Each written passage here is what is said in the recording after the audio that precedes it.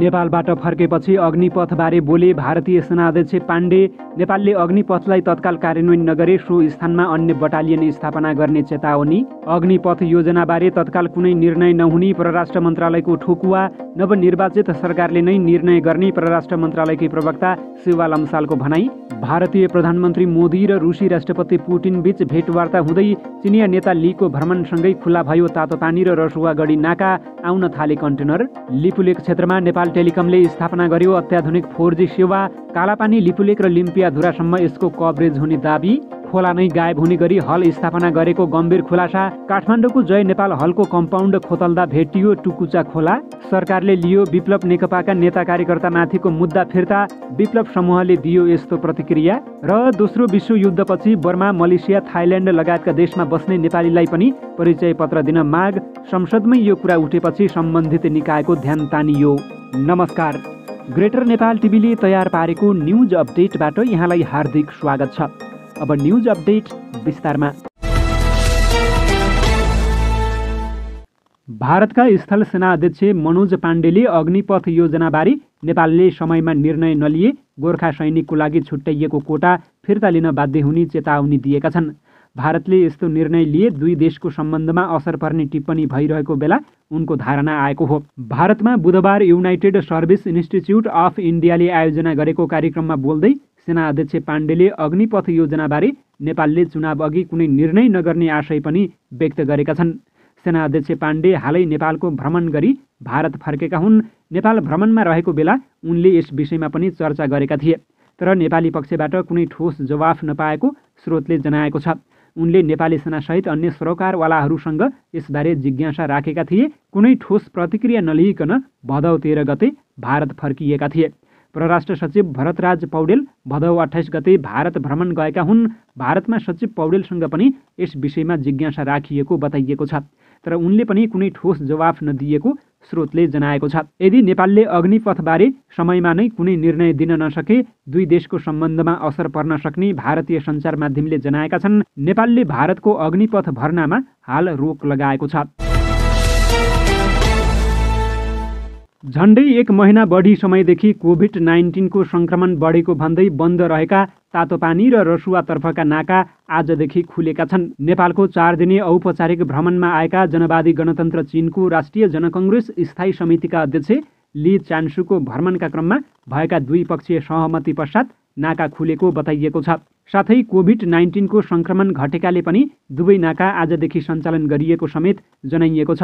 नाका खुलेसँगै रसुवाबाट बिहान 7 ठुला कन्टेनर सामान नेपाल भित्रिसकेको र बाँकी 7 कन्टेनर साँझसम्म आइपुग्ने भन्सार विभागका सूचना अधिकारी पुण्य विक्रम खड्गाले जानकारी दिएका छन्। रसुवा नाकाबाट यसअघि दैनिक ठुला 14 कन्टेनरसम्म आउने गरेका थिए। तातोपानी नाकाबाट रसुवा नाकाको तुलनामा केही कम सामान आउने गरेको र बढी फलफुल आउने गरेको विभागले जनाएको छ। अध्यक्ष लीको भ्रमणका क्रममा भएका उच्च स्तरीय भेटवार्तामा नेपालका तर्फबाट ती नाका खुला हुनुपर्ने आवाज उठेको थियो। प्रधानमन्त्री शेरबहादुर देउवासँग मङ्गलबार भएको अध्यक्ष लीको प्रतिनिधि मण्डल स्तरीय भेटवार्तामा उनीहरूबीच द्विपक्षीय व्यापार, लगानी, कनेक्टिभिटी, चीनमा अध्ययनरत नेपाली विद्यार्थी फिर्ता, यात्रु उडान सुरु गर्ने, सीमा बन्दरगाह खोल्ने लगायतका आपसी हितका विविध विषयमा छलफल भएको थियो। भेटवार्ताका अवसरमा अध्यक्ष लीले चीनले तिब्बतमा कोभिड-19 को सङ्क्रमण कम भएसँगै सीमा बन्दरगाह खोल्ने र नेपालमा आगामी चाडपर्वका लागि सामान र अत्यावश्यक सामग्री ओसार पसार गर्ने कन्टेनरलाई सहजीकरण गर्ने आश्वस्त पारेका थिए। सभामुख अग्निप्रसाद सापकोटाको मैत्रीपूर्ण निमन्त्रणामा अध्यक्ष ली सोमबार विशेष विमानबाट नेपाल भ्रमणमा आएका थिए। त्रिदेशीय सीमामा पर्ने दार्चुलाको ब्यास गाउँपालिकाको छाङ्ग्रुमा टेलिकमले हेलिकप्टरबाट उपकरण ढुवानी गरी जडान गरेर 4G सेवा सञ्चालनमा ल्याएको नेपाल टेलिकमका प्रवक्ता शोभन अधिकारीले जानकारी दिएका छन्। यो सँगै टेलिकमको 4G सेवा पश्चिम नेपालको अन्तिम सिमानासम्म पुगेको छ। 4G सेवाको लागि टेलिकमले दार्चुलाको महाकाली नगरपालिकाको न्यू बालाशिखर स्थित रिपिटर स्टेसनबाट ब्यास गाउँपालिकाको ब्रह्मलेकसम्ममा इक्रोवेभ रेडियो लिङ्क मार्फत र त्यहाँबाट ज्याक्ती हुँदै छाङ्ग्रुसम्म आवश्यक नेटवर्क निर्माण गरेको प्रवक्ता अधिकारीले बताएका छन्। ज्याक्ती र छाङ्ग्रुका लागि आवश्यक उपकरण दार्चुलाको खलङ्गादेखि हेलिकप्टरबाट 45 किलोमिटरको एरियल डिस्टेन्समा ढुवानी गरिएको थियो। यो परियोजना China cup service international CCSI ले निर्माण गरेको हो। यो नेटवर्क निर्माण गर्नका लागि हेलिकप्टर मार्फत 3166 मिटरमा मेसिनरी ढुवानी गरिएको थियो।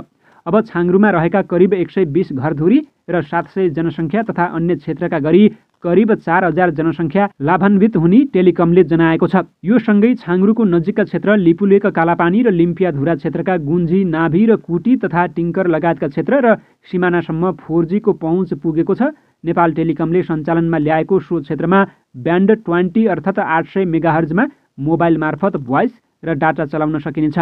यो स्थानमा सशस्त्र प्रहरीको बेस क्याम्प तथा नेपाल सरकारका अन्य विभिन्न कार्यालय समेत रहेका छन्। सरकारले नेत्र विक्रम चन्द विप्लव नेकपाका नेता कार्यकर्तामाथि लागेका मुद्दा फिर्ता लिएको छ। भदौ 27 गते बसेको मन्त्री परिषद बैठकले नेकपाका नेता कार्यकर्तामाथि लागेका सम्पूर्ण मुद्दा फिर्ता लिने निर्णय गरेको हो। सरकारले मुद्दा फिर्ता लिने निर्णयलाई नेकपाले सकारात्मक रूपमा लिँदै सरकारलाई धन्यवाद दिएको छ। नेकपाका प्रवक्ता खड्गबहादुर विश्वकर्मा प्रकाण्डले विज्ञप्ति जारी गर्दै सरकारको प्रशंसा गरेका हुन्। करिब 1.5 महिना अघि मात्रै जिल्ला अदालत ललितपुरले गत साउन 6 गते नेकपाका नेता कार्यकर्तामाथि 35 दिने पक्राउ पूर्जी नै जारी गरेको थियो। त्यसपछि नेकपा सरकारप्रति असन्तुष्ट भएको थियो। काठमाडौँ महानगरपालिकाको टोलीले जय नेपाल हलको कम्पाउन्डभित्रै टुकुचा खोला खोज्न उत्खनन गरेको छ। महानगरले नक्सा अनुसार गरेको मार्किङका आधारमा डोजर चलाएर हल परिसरमा 35 फिट खन्दा टुकुचा खोला भेटिएको महानगरले जनाएको छ। नारायण हिटी दरबार क्षेत्रबाट निस्किएको टुकुचा खोला यस क्षेत्रमा गायब रहेको थियो। यसअघिदेखि नै स्थानीयहरूले खोला अतिक्रमण गरेर संरचनाहरू निर्माण गरेको भन्दै उत्खननको माग गरिरहेका थिए।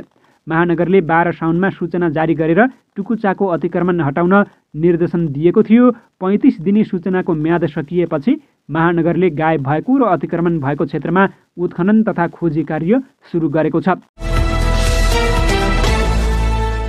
परराष्ट्र मन्त्रालयले भारतको सैन्य भर्ती योजना अग्निपथका विषयमा तत्काल नेपालका तर्फबाट कुनै निर्णय हुने सम्भावना नरहेको स्पष्ट पारेको छ। बिहिबार सिंहदरबारमा आयोजित नियमित पत्रकार सम्मेलनमा परराष्ट्र मन्त्रालयकी प्रवक्ता सेवा लम्सालले अग्निपथ योजनाबारे तत्काल निर्णय हुने सम्भावना नभएको बताएकी हुन्। अहिले सरकार पूर्ण रूपमा निर्वाचनको तयारीमा लागेकाले र यस विषयमा राष्ट्रिय सहमति समेत आवश्यकता पर्ने भएको हुँदा पनि अहिले कुनै निर्णय नहुने उनको भनाइरहेको छ। उनले नेपाल सरकारको निर्णय भनेको नै नवनिर्वाचित सरकारले नै गर्ने भन्ने रहेको जानकारी दिएकी छन्।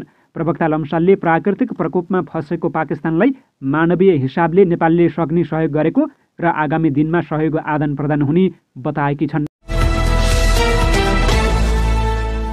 एमाले सांसद डाक्टर सूर्य पाठकले पिपुल्स अफ नेप्लिज ओरिजन PNOलाई पनि गैर आवासीय नेपाली सङ्घ NRNAले प्राप्त गरेको परिचय पत्र उपलब्ध गराउन माग गरेका छन्। बुधबार विशेष समय लिएर संसदमा बोल्दै उनले यस्तो माग गरेका हुन्। People of Nepalese origin PNO को बारेमा सभामुख मार्फत नेपाल सरकारको ध्यानाकर्षण गराउन चाहन्छु। दोस्रो विश्वयुद्धको सेरोफेरोमा गोर्खा सैनिक, तिनका परिवार र आफन्तहरू बर्मा, थाइल्यान्ड, मलेसिया र फिजीमा गएको देखिन्छ र पुस्तौदेखि त्यहाँ बसोबास गरेको भेटिन्छ, जसलाई पिपुल अफ नेप्लिज ओरिजन भनिन्छ, सांसद पाठकले भने। रुसी राष्ट्रपति भ्लादिमिर पुटिनले साङ्घाई सहयोग सङ्गठन सदस्य राष्ट्रहरूको प्रमुखहरूको परिषदको 22औं शिखर सम्मेलनको क्रममा प्रधानमन्त्री नरेन्द्र मोदीसँग द्विपक्षीय भेट गर्ने भएका छन्। उज्बेकिस्तानको समरकन्दमा भारतका लागि रुसी राजदूत डेनिस ओलिपोभले बिहिबार बताएका छन्। रुसका राष्ट्रपति पुटिनले आगामी साङ्घाई सहयोग सङ्गठन SCO शिखर सम्मेलनमा भाग लिने भएका छन्। सो सम्मेलनमा भारतीय प्रधानमन्त्री मोदी पनि सहभागी हुँदैछन्। हामीले पहिले नै घोषणा गरिसकेका छौँ कि समरकन्दमा प्रधानमन्त्री मोदी सहित धेरै बैठकहरू हुनेछन्, ओलिपोभले NIC-सँगको अन्तर्वार्तामा भनेका छन्। कोभिड-19 महामारीको 2 वर्षपछि सम्मेलन उज्बेकिस्तानको समरकन्दमा बिहिबारदेखि सुरु हुँदैछ। पाकिस्तानी स्वास्थ्य अधिकारीहरूले हालै आएको बाढीपछि देशमा स्वास्थ्य सङ्कट आउन सक्ने चेतावनी दिएका छन्। बाढीका कारण जुनको मध्यदेखि हालसम्म करिब 1500 जनाको मृत्यु भएको तथा बाढीबाट 3 करोड 30 लाख मानिस प्रभावित भएको बताइएको छ। देशका विभिन्न भागहरूमा उद्धार र निकासीको प्रयास जारी रहँदा स्वास्थ्य विशेषज्ञहरूले डेङ्गु, मलेरिया र गम्भीर सङ्क्रमणका घटना भएको जनाएका छन्। धेरै विस्थापित मानिसहरू दुर्गन्धित पानी नजिक बसिरहेका छन्। डेङ्गु ज्वरोले धेरैको ज्यान गइरहेको छ भने मानिसहरू दिन प्रतिदिन सङ्क्रमित बनिरहेका छन्। दक्षिणी सिन्ध प्रान्तमा स्वास्थ्य अधिकारीहरूले डेङ्गु ज्वरोका कारण करिब 3830 केस रिपोर्ट गरेका छन्। त्यसमध्ये कम्तीमा 9 जनाको मृत्यु भएको छ। समग्रमा सिन्धको अवस्था निकै खराब रहेको छ। प्रान्तभर हामीले मेडिकल शिविर प्रबन्ध गरिरहेका छौँ। मलेरियापछि अहिले हामी डेङ्गुका बिरामी देखिरहेका छौँ। पाकिस्तान मेडिकल सङ्घका महासचिव डाक्टर अब्दुल घाफुर सोरोले बताएका छन्।